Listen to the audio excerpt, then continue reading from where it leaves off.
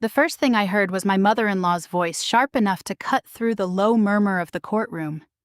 "She'll do anything for sympathy." Her finger was pointed straight at me. My husband Thomas did not look embarrassed. He nodded as if she had just confirmed a fact everyone already knew. I tried to stand.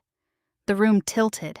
My chest tightened so quickly that I could not finish the sentence forming in my mouth. Then my knees gave way. I hit the floor hard enough to hear someone gasp. A second later, the bailiff shouted, "Call 911. She's turning blue." Until that moment, I had believed humiliation was the worst thing that could happen in a courtroom. I was wrong. My name is Diane Parker. I was 54 years old, married for 29 years, and sitting in front of Judge Samuel Whitaker, because the man I had built my life around was asking the court to take control of nearly everything we owned. Our house, our savings, my retirement account, even the right to make financial decisions in my own name. Thomas sat at the opposite table in a navy suit I had helped him choose for Rachel's college graduation. He looked calm, polished, almost concerned. That was one of his talents. He could say something cruel in a voice so reasonable that people often missed the cruelty altogether.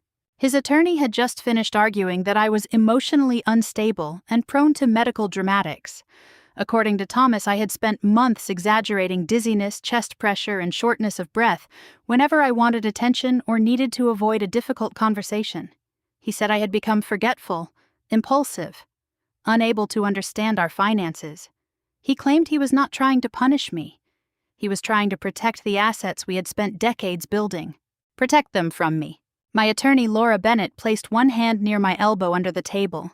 "Stay seated," she whispered. "We'll answer this." But every sentence from Thomas felt like another brick being laid around me. Judge Whitaker adjusted his glasses and looked down at the documents before him. "Mr. Parker, are you saying your wife's health complaints have no medical basis?" Thomas leaned toward the microphone. "I'm saying she has seen several doctors, Your Honor, and no one has found anything serious. She always does this for attention." His voice did not shake. He did not glance at me. Behind him, Margaret Parker shifted forward in the gallery. She was 78, silver-haired, carefully dressed in a cream jacket and pearls. To anyone watching, she looked like a dignified elderly mother supporting her son through a painful divorce. I knew the smaller movements, the pursed lips, the rigid shoulders, the satisfaction she tried to hide when Thomas repeated one of her phrases. "She'll do anything for sympathy," Margaret said, loud enough for the entire room to hear. The judge looked up. "Ma'am, you will remain silent unless called to testify." Margaret lowered her hand but not her chin. Laura rose. "Your Honor, my client has not fabricated her symptoms. She has repeatedly sought care, and we have records showing persistent complaints that remain under evaluation. More importantly, this hearing concerns suspicious transfers, altered beneficiary documents, and signatures my client denies making." Thomas gave a quiet, humorless laugh. It was barely a sound, but I heard it. That laugh steadied me for one foolish second. I pushed my chair back. Laura turned immediately. "Diane, don't. I need to say something." My palms were cold. My fingertips tingled. The pressure under my breastbone had been building since I entered the courthouse, but I had told myself it was fear. Thomas had spent months teaching everyone around me to interpret pain as performance. Eventually, I had started doing it too. Judge Whitaker watched me with a guarded expression. "Mrs. Parker, you may speak through counsel." "I'm not asking for control of his money," I said. My voice sounded thin in the large room. "I'm asking why he moved ours without telling me." The edges of the courtroom softened, faces blurred. I gripped the table. Thomas sighed and looked toward the judge. "This is exactly what I mean. Something in me wanted to keep standing just to prove him wrong." I took one step. The floor seemed to rise. My knee struck first, then my shoulder. The impact sent a dull shock through my body, but the worst sensation was the absence of air. I could hear people moving chairs, scraping Laura, calling my name, but my lungs would not obey me. For several seconds, no one touched me. Then the bailiff came around the bench at a run. He dropped beside me, looked at my face, and his entire expression changed. "Call 911, he shouted. "She's turning blue." The courtroom broke apart into motion. Someone opened the doors. A woman from the second row said she was a retired nurse and knelt beside me. Laura took my hand and kept saying, "Stay with me, Diane. Stay with me." I saw Thomas stand at last. He did not rush toward me. He looked first at the judge, then at his attorney, then at the leather document case beside Laura's chair.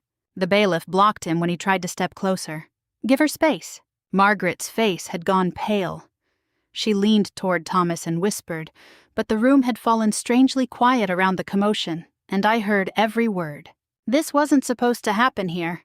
Thomas turned sharply. "Mother, stop." The nurse pressed 2 fingers against my neck. Her pulse is fast, very fast. Judge Whitaker had risen from the bench. The authority had left his face replaced by alarm. "Where are the paramedics?" 2 minutes out, someone answered. 2 minutes sounded impossibly long. I tried to focus on Laura's face. Behind her, Thomas was staring at the case that held copies of the bank transfers, the beneficiary form, and the document bearing a signature that looked like mine but was not. That was the last thing I saw before the ceiling lights stretched into white lines, and everything went dark. When I opened my eyes, I did not know where I was. There was a plastic tube beneath my nose, a monitor pulsing beside me, and a dull ache in my shoulder, where I had struck the courtroom floor. For a few seconds I thought the hearing had ended, and I had simply fallen asleep. Then I saw Laura standing near the door with her arms folded, and the memory returned all at once. Margaret's finger, Thomas's nod, the bailiff shouting that I was turning blue. "You're in the emergency department," the nurse said. "The doctor will explain everything." Laura came closer. "The hearing has been suspended." "What happened to the documents?" "They're safe." That answer mattered more to me than it should have. Even with oxygen pushing cold air into my nose, some part of me was still afraid Thomas would reach the case before anyone understood what was inside it. 8 months earlier, I would not have recognized that fear. I still believed then that a marriage of 29 years could become strained without becoming dangerous. Thomas and I had never been one of those couples who shouted across restaurants or threatened divorce during every argument. We had routines, shared bills, a daughter we both loved, years of photographs that seemed to prove we had been happy. We met when I was 24 and working the early shift at a grocery store bakery.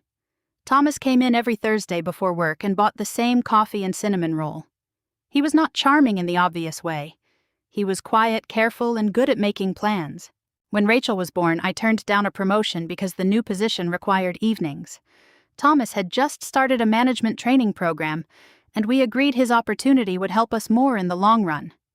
I worked at the high school cafeteria instead. I never kept a tally of what I gave up. I thought that was what marriage was, 2 people carrying different weight at different times. The trouble did not begin with one betrayal. It arrived in small dismissals. A year before the hearing, climbing the stairs at work started leaving me breathless. I blamed my age, then the heat, then the extra pounds I had gained after menopause. A few weeks later, I felt a pressure in my chest while carrying a box of paper supplies. It lasted less than a minute. I sat down, drank water, and went back to work. When I told Thomas, he barely looked up from his tablet. "You need to exercise more," he said. "I walk all day. You know what I mean?" The first doctor I saw ran basic tests and found nothing alarming. She mentioned stress hormones and anxiety. Thomas latched onto the word anxiety as if it were a diagnosis. After that, whenever I became dizzy or needed to sit down, he used the same tone. "Here we go again." Margaret was worse because she made contempt sound like concern. She would call and ask whether I was having another episode. If I said I was tired, she suggested I was bored. If I mentioned chest pain, she asked whether Rachel had called recently, as though my body only malfunctioned when I wanted attention. One night, I woke with a crushing heaviness behind my breastbone. My right calf had been swollen for several days, and I could not draw a full breath. Thomas was downstairs watching a basketball game. "I think I need the hospital," I told him. He glanced at the television clock. "Now, I'm scared." "The urgent care said stress last time. They didn't check my leg." He muted the game and stared at me with an exhausted expression. "Diane, every time something isn't about you, you suddenly get sick." I drove myself to the emergency room. By the time I arrived, the pressure had eased.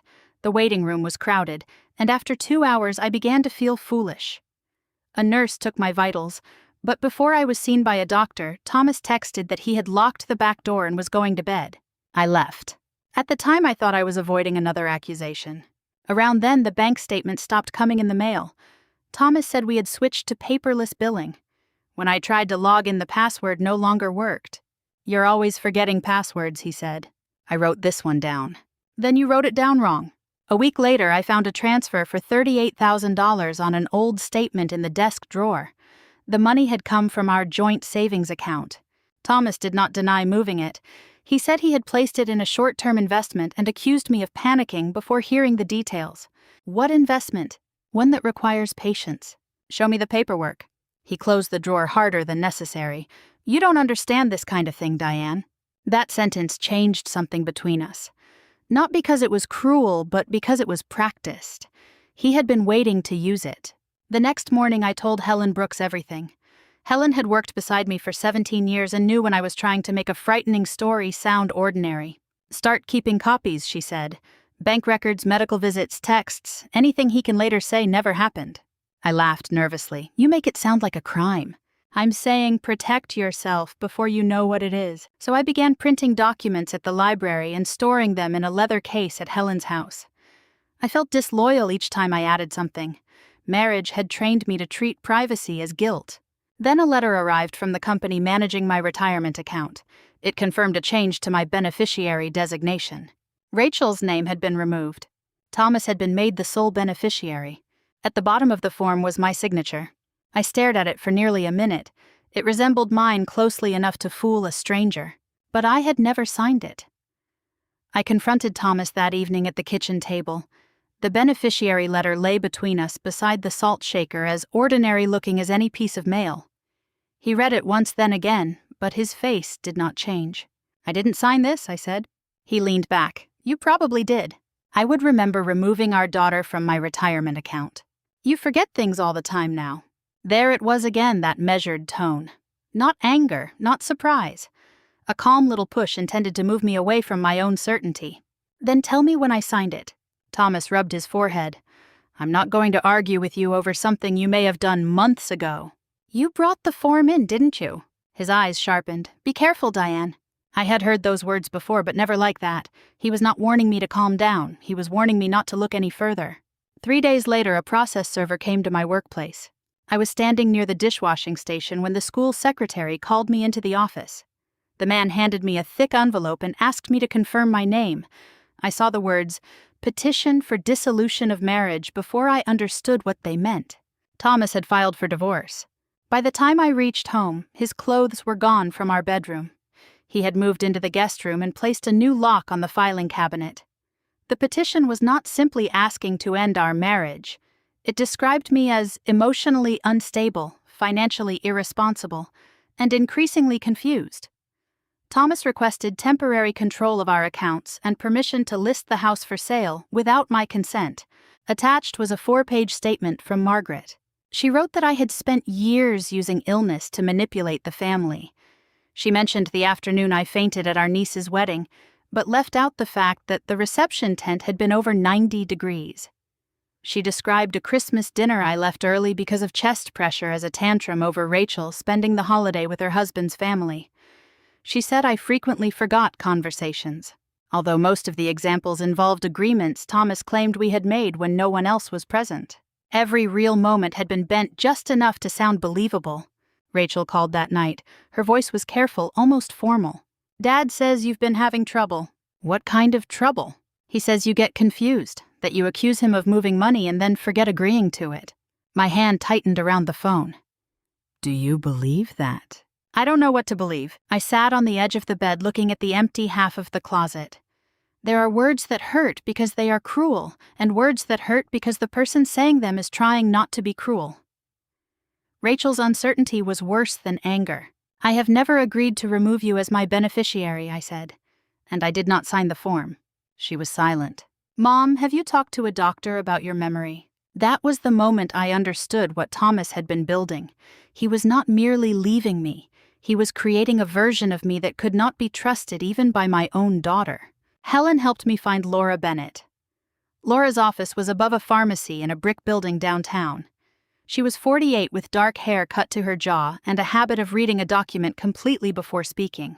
She reviewed the divorce petition, Margaret's statement, and the beneficiary form. "Do you have access to the joint accounts?" she asked. "Not online." "Any recent statements?" I gave her the copies I had stored with Helen. Laura traced the transfers with one finger. This $38,000 did not go into an investment account. It went to an LLC. What is an LLC? A company. This one was formed 6 months ago. By whom? She turned her monitor toward me. The registered owners were Thomas Parker and Margaret Parker. The room seemed to narrow. Over the next 2 weeks, Laura found more. A home equity line had been opened against our house. 2 forms bearing my signature authorized withdrawals I had never approved. Thomas had also rented an apartment in another city nearly 4 months before filing for divorce. He was planning this, I said. Laura did not soften the answer. Yes. The financial records were bad enough, but the timing made them worse. Thomas had begun telling people I was confused shortly after he started moving money. If questioned, he could say I had agreed and forgotten. If I denied it, the denial became proof of instability. Meanwhile, my health deteriorated. My right leg swelled until the skin felt tight. Walking from the parking lot to Laura's office left me breathless. Helen insisted on taking me to the emergency room.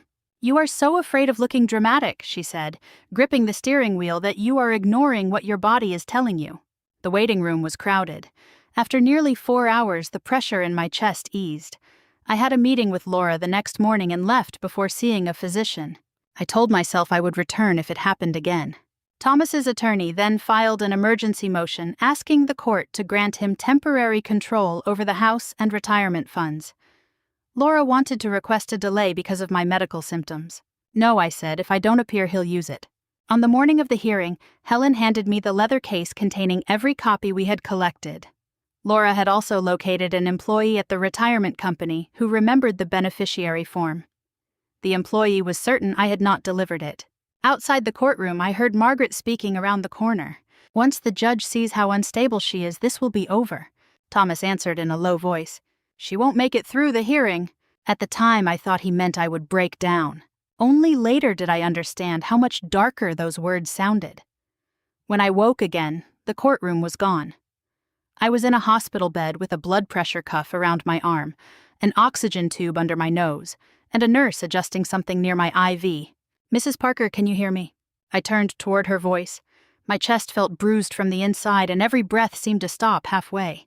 "Yes." "Good, don't try to sit up." Laura stood near the wall with my leather document case pressed against her side. Her jacket was wrinkled now. She looked less like my attorney and more like someone holding herself together by force. "What happened?" I asked. The nurse checked the monitor. "The doctor is coming in." A few minutes later, a physician introduced himself as Dr. Aaron Patel. He spoke calmly, but not casually. "You had a pulmonary embolism," he said. "A blood clot formed in your leg and traveled to your lungs. Your oxygen level dropped dangerously low." I stared at him. The swelling in your leg, the chest pressure, the shortness of breath, the dizziness, those were warning signs. "How long?" "It's difficult to know exactly. Days, possibly weeks." I looked at Laura. Her face answered the question I had not asked. I had not imagined it. I had not been dramatic, and I had nearly died trying not to look dramatic. Dr. Patel explained that I would need anticoagulant medication and close monitoring. He said the paramedics had arrived just in time. If the collapse had happened at home alone, the outcome could have been very different. That sentence settled over the room. At home alone. Thomas had spent months telling me my body was lying. Eventually, I had started helping him. Rachel arrived after midnight. She came into the room wearing jeans, a gray sweatshirt, and the frightened expression she used to have as a child after a nightmare. For 1 second, neither of us moved. Then she crossed the room and hugged me carefully, avoiding the wires. "I'm sorry," she whispered. I held the back of her head. "We'll talk later," I said. "No, I need to say it now. I believed him." Her voice broke on the last word. I closed my eyes. I wanted to tell her it was all right because mothers often say that before they know whether it is true. Instead, I said, "I know." Thomas came the next morning. He did not enter immediately. Laura saw him speaking to a nurse in the hallway and stepped outside. Through the half-open door, I heard him ask whether the hearing would be rescheduled and whether the judge's temporary order still stood. He asked about the money before he asked about me. When he finally came in, he had arranged his face into concern. "You scared everyone," he said. I watched him place a paper cup of coffee on the windowsill. "Did I?" "No one knew it was serious." "I told you I couldn't breathe. You went to doctors. I asked you to take me to the hospital." He looked at Rachel, then back at me. "Diane, this isn't the time." It was never the time for you. His jaw tightened. I thought of the courthouse hallway. Why did you tell your mother I wouldn't make it through the hearing? Thomas blinked once. What? I heard you. You heard part of a conversation while you were already sick and confused. Rachel shifted beside the bed. I said you wouldn't make it through without getting upset, he continued. That's all. He lied without raising his voice. That was what made it effective. He always left enough room for other people to supply the doubt. This time Rachel did not. You should go, she said. Thomas turned toward her. Excuse me. She almost died. And I'm here. You're here asking about the court order. For the first time I saw him lose control of his expression. It was only a flash of irritation, but Rachel saw it too. I'm not discussing legal matters with you, he said. No, she replied. You've already discussed enough about Mom with everyone else. Thomas looked at me as though I had instructed her. Then he took his coffee and left without touching my hand. While I remained in the hospital, Laura kept working. The retirement company employee gave a formal statement.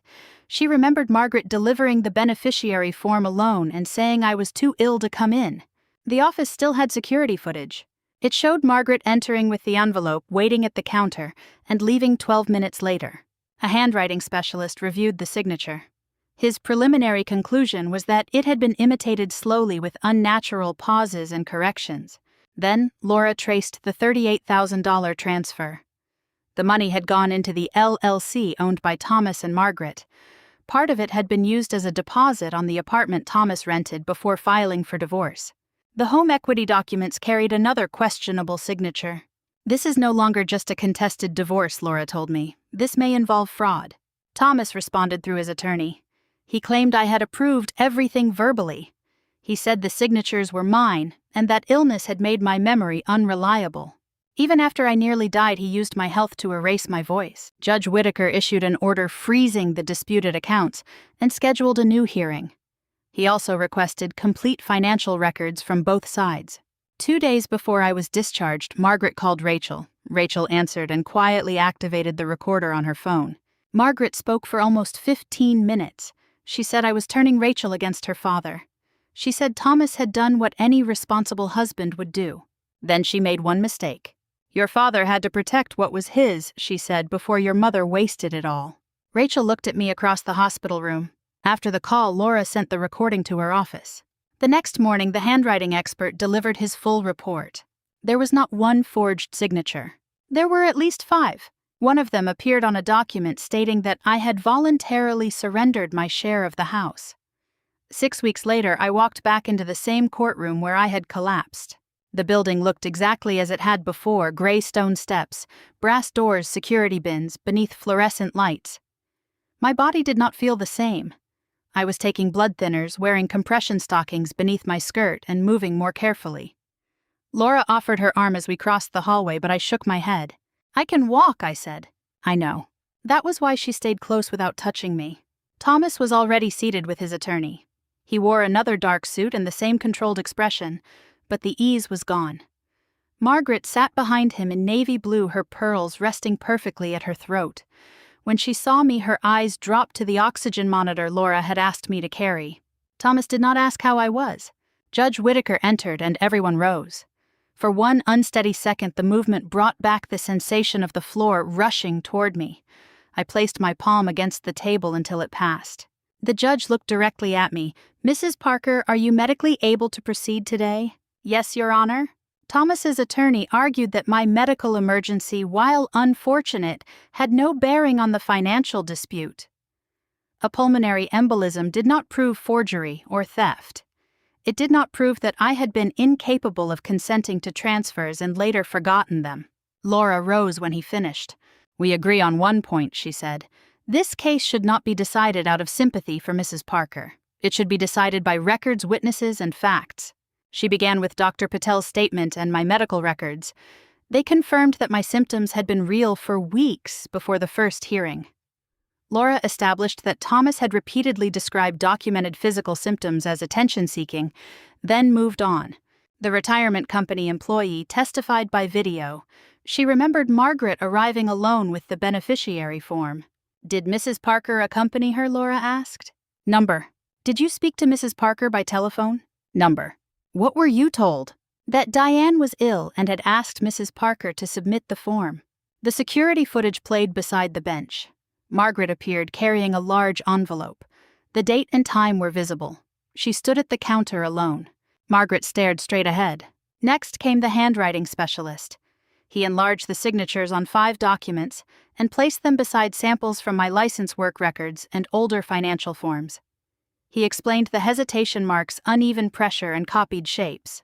In my professional opinion, he said the questioned signatures were not written by Mrs. Parker. Thomas whispered urgently to his attorney. Laura introduced the bank records. The $38,000 from our savings had gone into the LLC owned by Thomas and Margaret. Funds from that account paid the deposit and rent on Thomas's apartment. Another transfer covered legal fees incurred before I knew he intended to divorce me. Thomas's attorney said spouses often moved money for practical reasons. Laura nodded. Then perhaps Mr. Parker can explain why he needed his wife's signature on documents she never saw. Thomas was called to the stand. At first he sounded composed. He said we had discussed restructuring our finances. He claimed I had agreed that Rachel was financially secure and that naming him as beneficiary made sense. He said I knew about the LLC but had probably forgotten the details during a stressful period. When did Mrs. Parker agree to surrender her interest in the house? Laura asked. I don't recall the exact date. Was it before or after you rented your apartment? I'd have to check. Before or after you told your daughter that her mother was becoming confused? His attorney objected. Judge Whitaker overruled him. Thomas shifted in the witness chair. I was concerned about Diane. Concerned enough to arrange a medical evaluation. She refused help. I remembered asking him for a ride to the hospital while he watched basketball. Laura placed the housing document on the screen. If your wife agreed, why was her signature forged? It wasn't. The expert says it was. Experts can be wrong. 5 times. Thomas's jaw tightened. I was protecting our assets. Laura let the silence settle. From whom? He glanced at me. Diane was making unpredictable decisions. Name one. He mentioned medical bills, groceries, and a donation I had made to the school food pantry. Nothing exceeded a few $100s. Nothing explained the hidden accounts. Then Rachel's recording was played. Margaret's voice filled the courtroom. Your father had to protect what was his before your mother wasted it all. Thomas closed his eyes briefly. Margaret was called next. She claimed I had personally asked her to deliver the beneficiary form. Laura asked where the conversation occurred. At Diane's house. What day? I don't remember. Was Thomas present? I believe so. Thomas had already testified that he was traveling for work on the date written on the form. Laura displayed a text sent the night before Margaret visited the retirement office. Get the paperwork done before she starts asking questions. Margaret looked toward her son. That referred to something else. What? I don't recall. Judge Whitaker leaned forward. Mrs. Parker, you appear to remember instructions that benefit your son and forget details that do not. Margaret's face flushed. The judge turned to Thomas. Did you believe your wife was actually ill? Thomas stared at the microphone. I didn't know. I had not planned to speak, but the words came quietly. You didn't have to know what was wrong with me. You only had to care that something was. No one interrupted. Judge Whitaker denied Thomas's request for financial control. He ordered a forensic accounting, kept the disputed accounts frozen, and referred the suspected forgeries to the district attorney's office. Thomas was also ordered to cover the immediate cost of the handwriting analysis. He stepped down without looking at me. Margaret gathered her handbag with trembling hands. For the first time in all the years I had known her, she had nothing to say. I did not feel triumphant. I felt tired, steady, and finally visible. The truth had not needed me to shout. It only needed a room where they could no longer speak over it. The forensic accounting took nearly 4 months. By then, I had learned that recovery was not a straight line. Some mornings I could walk through the park for 20 minutes and feel almost like myself. On others, climbing the stairs made my chest tighten with fear before it tightened with effort. Dr. Patel assured me the clot had resolved and that my lungs were healing. Still, every unfamiliar ache made me stop and listen. For years, I had treated my body like an inconvenience. Now I was learning to believe it before anyone else gave me permission. The accountant found that Thomas had moved or concealed nearly $146,000 through the LLC, the home equity line retirement transfers, and several smaller withdrawals disguised as household expenses. Some of the money had already been spent. A significant portion was recovered after the court froze the accounts. The criminal investigation into the forged signatures continued separately. Thomas's attorney described the situation as a misunderstanding between spouses. Laura called it what it was, a pattern. The divorce settlement gave me the option to keep the house or receive an equivalent share of the marital assets. I chose the house at first, mostly because I could not bear the thought of Thomas taking one more thing from me. I had painted the bedrooms, planted the maple tree, and watched Rachel learn to ride her bicycle in the driveway. Every corner held evidence of my life. But possession and peace were not the same thing. At night, the house felt too large. I would pass the guest room where Thomas had slept during our final months, and remember how quietly he had built a future around my absence. I began to understand that keeping the house out of defiance might leave him living in it through memory. The final agreement restored my retirement funds, reimbursed me for the fraudulent transfers, and required Thomas to cover a large portion of my legal fees. I also retained complete authority over my medical and financial records.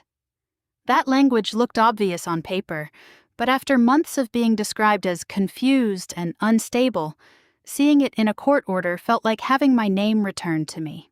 Thomas called 3 days after the settlement was signed. I almost did not answer. His voice sounded older. I'd like to explain. "You've had months." My mother pushed too hard. She was afraid you would take everything. "You opened the accounts. I was under pressure."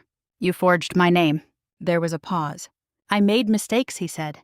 "But 29 years have to count for something." They did count. That was the problem. 29 years contained Rachel's birth school plays, hospital visits, Sunday breakfasts, unpaid bills, repaired fences, vacations we could barely afford, and evenings when Thomas had once reached for my hand without thinking. Those years had been real. So was what he did afterward. "Good memories do not erase deliberate harm," I said. "You're going to let Laura turn this into something unforgivable." "No, Thomas, you did that." He became quiet. Then he used the sentence people often use when consequences finally reach them. "I'm not a bad person." I looked out the window at the maple tree moving in the wind. "I didn't say you were," I replied. "I said I'm not coming back." Margaret never apologized. She mailed me a 4-page letter explaining that every decision had been made to protect her son. She wrote that mothers sometimes had to act when others were too emotional to see the truth. I read the letter once and placed it in the recycling bin. Rachel stayed with me for several weeks after I left the hospital. At first, she tried to repair everything too quickly. She brought groceries I had not requested, attended every appointment, and apologized whenever silence lasted longer than a few seconds. One evening, she stood at the sink, washing a clean plate for the second time. "You don't have to keep proving you're sorry," I said. She turned off the faucet. "I don't know what else to do." "Believe me next time." Her eyes filled. "I will." I wanted to tell her trust had been completely restored. It had not. Love can survive damage before trust does. We rebuilt ours through smaller things: answered calls, honest questions, and the absence of whispered conversations with Thomas. Helen drove me to my follow-up appointments even after I was cleared to drive. She never made a ceremony of it. She arrived with coffee, complained about traffic, and talked about ordinary things. That normalcy was a kind of kindness I had underestimated. A year after the hearing, I sold the house. I bought a smaller place near a public park with wide windows and a porch just large enough for 2 chairs. I took a part-time job at the community library, helping visitors use the computers and organizing donated books. The pay was modest. The days were quiet. No one there asked me to justify needing a break. Sometimes women from the divorce support group met at my kitchen table. They arrived carrying stories about hidden debt, dismissed pain, and families who had told them they were too sensitive. I never gave them speeches. I listened. That was something Thomas and Margaret had failed to do for me, and I had no idea how healing it could be until I offered it to someone else. I still thought about the courtroom floor. Not often, but sometimes. I remembered the cold tile against my cheek, the sound of the bailiff shouting, and Thomas standing still while strangers moved to save me. What frightened me most was not that he had doubted me. It was that by then I had begun to doubt myself. That was the deepest damage. Not the forged signatures, not the missing money, not even the divorce. It was the slow training that taught me to question my own pain because someone else found it inconvenient. So, if someone you love says something is wrong, you do not need to understand every symptom before you take them seriously. Belief can be an act of care, and sometimes believing yourself is the first step toward freedom. I would like to know whether Diane's story reminded you of someone who was dismissed when they needed compassion most. Share your thoughts in the comments and tell us where you are watching from. Stories like this matter because they remind people that quiet pain is still real and that truth does not become weaker just because someone keeps denying it. Subscribe so you do not miss the next story and stay with us as we continue sharing journeys of betrayal, courage, and healing.